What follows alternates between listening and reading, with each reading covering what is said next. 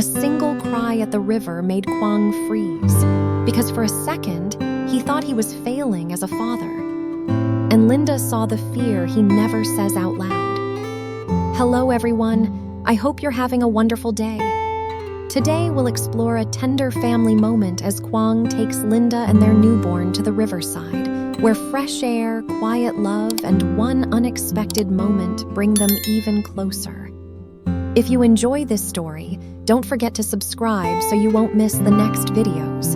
Quang was dressed before the sun fully cleared the buildings, not in a suit, but in a soft t-shirt and an old cap. He stood by the crib, one hand on the rail, watching the baby breathe. Linda woke to that quiet. The room smelled of warm milk and clean cotton. She shifted carefully, then looked over. What time is it? Early, Quang said, but not hurry early. He came to the bed and sat close. I want to take you outside today, he said. Outside felt big lately. Outside where? She asked. The river, Quang said. Just for a little while. Your parents can come. We sit under a tree, eat something. Nothing big. Linda let the picture form, water moving, open air. Then the worry arrived.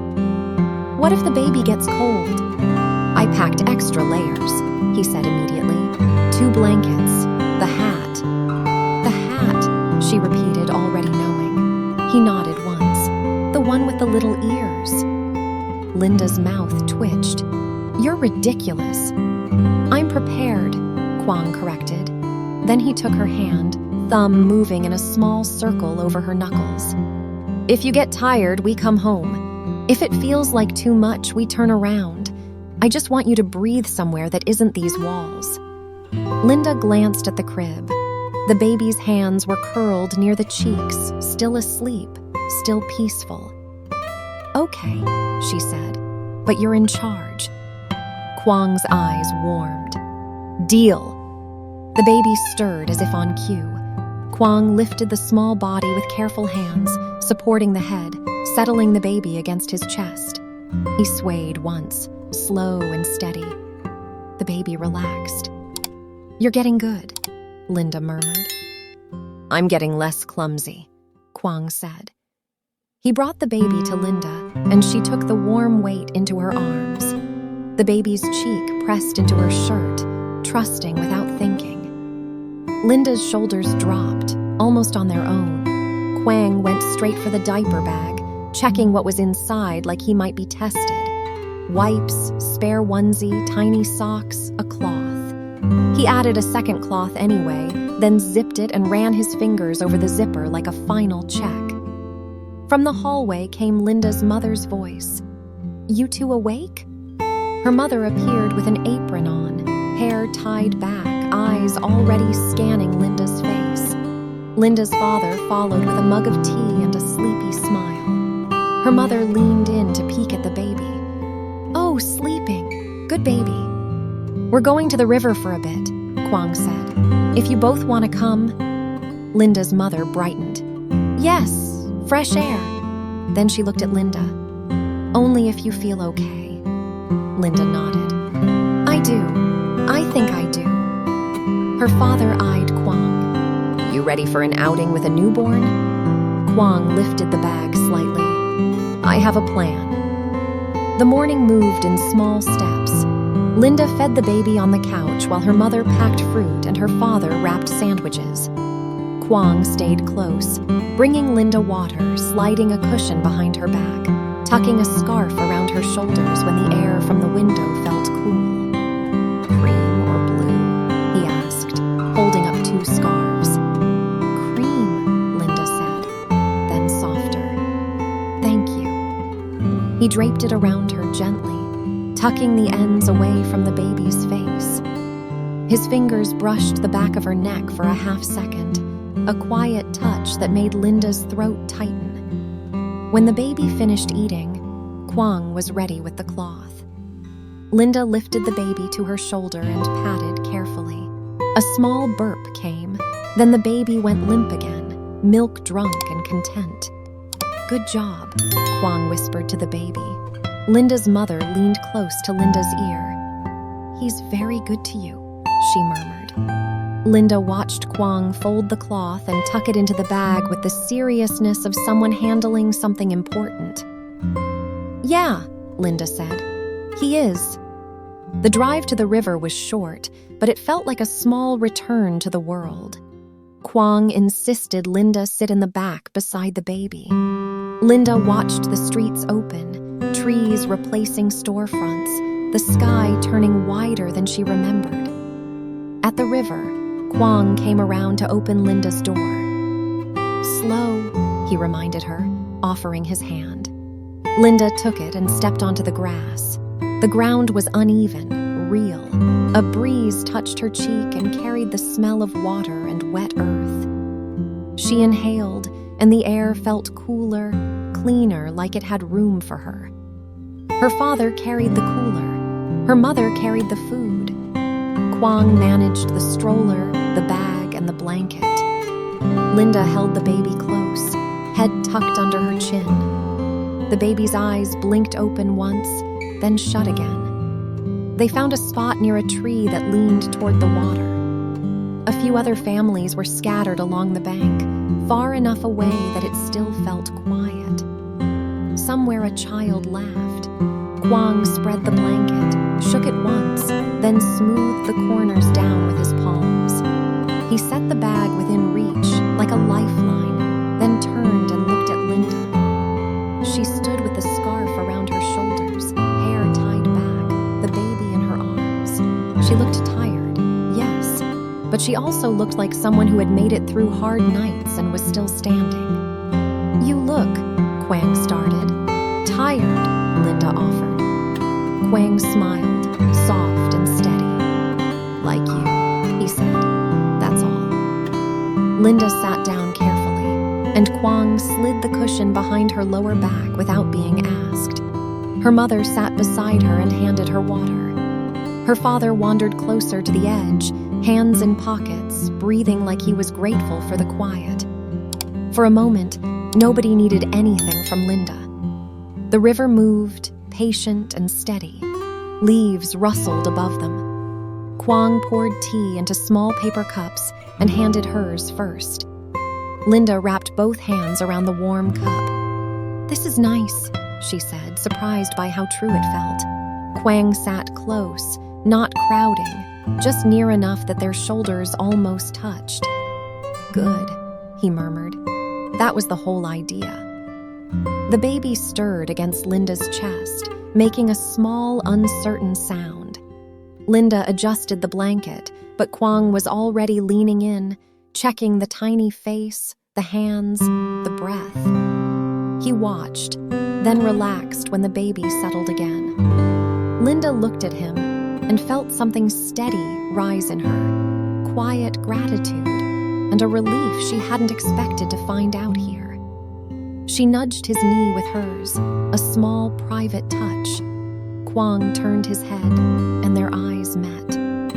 Around them, her parents talked softly. The baby's breathing evened out again. Linda took another breath of river air, and her chest expanded without fear, like her body remembered it was allowed to belong to the world too. Quang stayed close without hovering, the way he'd learned to do in the last few weeks. He placed orange slices beside Linda and handed her a cup of tea. "Eat a little," he said. Linda gave him a look. "You sound like my nurse." The river kept moving, steady and patient, and the sound of it softened the small tension in Linda's shoulders. She listened and felt her breath deepen, like her body remembered it was allowed to take up space. Quang leaned in, voice low for Linda alone. "We can come back whenever you want." Linda didn't answer with words. She nodded once. Quang took it like enough. The baby stirred against Linda's chest, a small, restless wiggle, then a thin cry that sharpened quickly. Linda's hands tightened around the blanket. "I've got it," Quang said, already reaching. He supported the baby's head and lifted with practiced hands, settling the little body against his shoulder. He began to sway in a slow rhythm,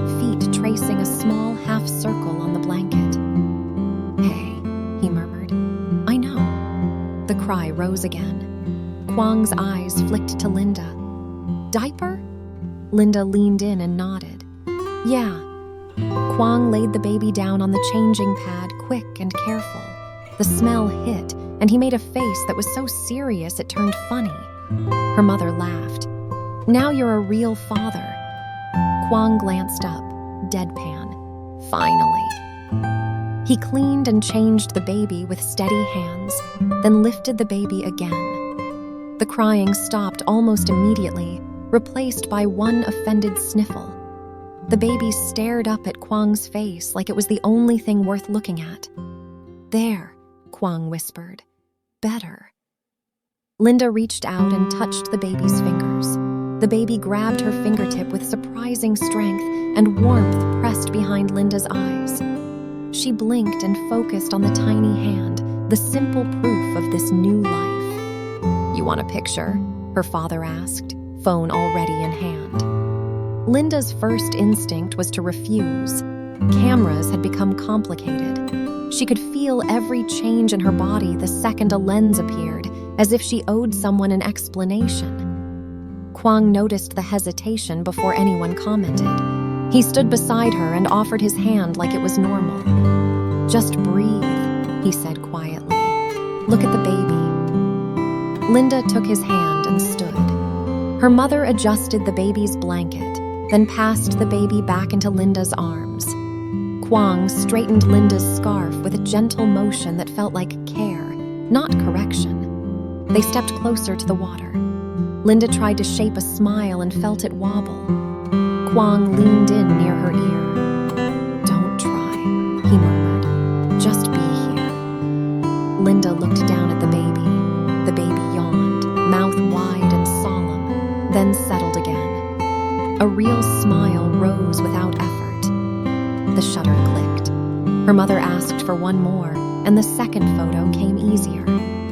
Quang's hand rested lightly at Linda's back, not pulling, just present. After her father lowered the phone, Quang asked, "Want to walk a little? Just us. We'll stay close."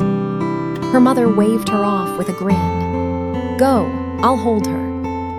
Linda handed the baby over carefully and watched until the baby settled against her mother's shoulder.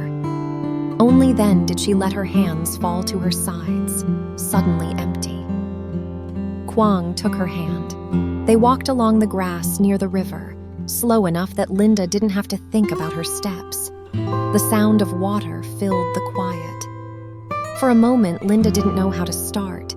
Then she said, almost like she was testing the sentence, "Sometimes I don't recognize myself." Quang didn't rush her. "Tell me." Linda stared at the moving water. "I'm happy. I am. But I look in the mirror and it feels like I'm borrowing someone else's body. And I keep thinking you'll look at me and miss the old me." Quang stopped, not dramatic, just firm. He turned toward her fully. "I miss things," he said honestly. "I miss you moving without pain. I miss you laughing without being tired after." Linda's throat tightened, bracing. Then Quang continued, steady. "But I don't miss you like you're gone. You're here, and you did something brave." Linda swallowed. "Brave?" "I watched you bring our child into the world," he said. "I watched you keep going when you were exhausted. You think I see less?" He shook his head once. "I see more." A tear slipped out before Linda could stop it. She wiped it fast, embarrassed. Quang lifted his thumb and brushed the corner of her eye, gentle and practical. "No apology," he said. Linda let out a small, surprised laugh. "You always say the right thing." "I don't," Quang said. "I just say what's true." They stood together facing the river. Linda felt the breeze cool her cheeks, felt the solid ground under her feet, felt the quiet pressure of his hand in hers. For the first time in days, she wasn't listening for the next cry. She was simply present. From behind them, her mother's voice carried across the grass. "She's hungry again." Quang's mouth curved. Perfect timing. They walked back. Linda took the baby into her arms, felt the familiar weight settle against her chest, and the baby calmed immediately. Linda sat down and fed the baby while Quang held out water for her, quiet and steady. When the baby finished, Quang took over, patting gently until a tiny burp came and the baby drifted back to sleep. The afternoon softened. Her parents packed up in low voices. Quang folded the blanket neatly. Linda stood, a little stiff, and Quang steadied her with a hand at her elbow. On the way to the car, Linda paused and looked back at the river. Quang stopped beside her. "Thank you," she said. "For what?" "For getting me outside," Linda answered. "For reminding me there's more than the house and the clock." Quang nodded. "I'll keep doing it," he said, "even when you don't ask." In the car, the baby slept. Linda leaned her head against the seat and let her eyes close. At a red light, Quang reached back and rested his hand on her knee, one brief, steady touch. At home, Quang carried the sleeping baby to the crib. Linda watched from the doorway as he settled the baby down, careful and quiet. He came back and found Linda still standing there, scarf in her hands. He wrapped an arm around her shoulders and held her close. Linda leaned into him and let the quiet stay quiet. In the next room, the baby breathed evenly. Quang kissed her hair once. "You did good today," he whispered. Linda closed her eyes. This time she let herself believe it.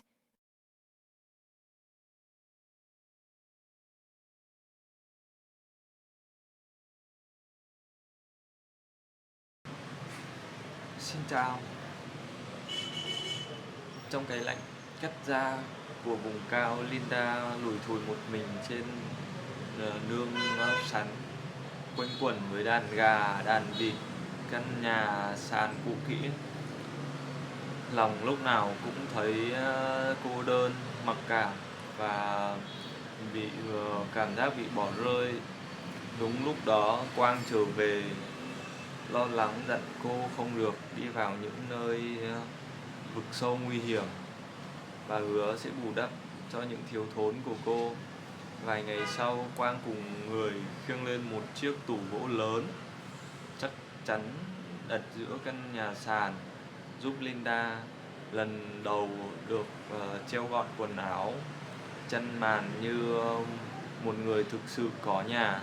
Anh xin nghỉ làm ở lại chăm sóc, cùng nấu ăn với cô, chế củi, trò chuyện mỗi tối.